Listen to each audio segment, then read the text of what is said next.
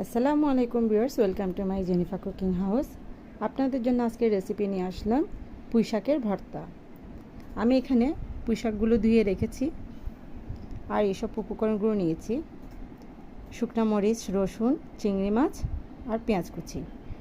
আমি এই উপকরণগুলো আগে ভেজে নিব, তাহলে চলুন দেখা যাক। আমি এগুলো হালকা ভেজে নিচ্ছি।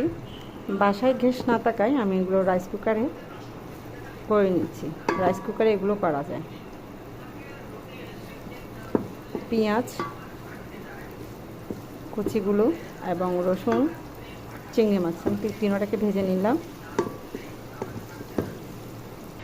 আমার এগুলো প্রায় ভাজা হয়ে গেছে। এবার এগুলো আমি ডুকে নেব। আমি এগুলো ভেজে রেখেছি।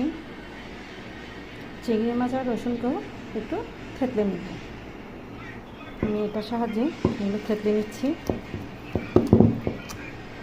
আমি পরিমাণ মতো লবণ নিয়েছি। এবার থেতলানো পুঁই শাকগুলো আমি এখানে দিয়ে দিচ্ছি।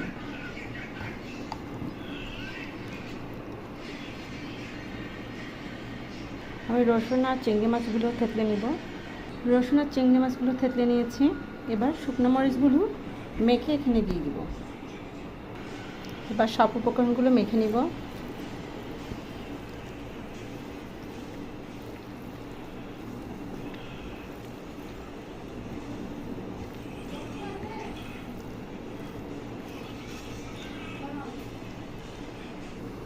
তৈরি হয়ে গেল আমার পুঁই শাকের ভর্তা।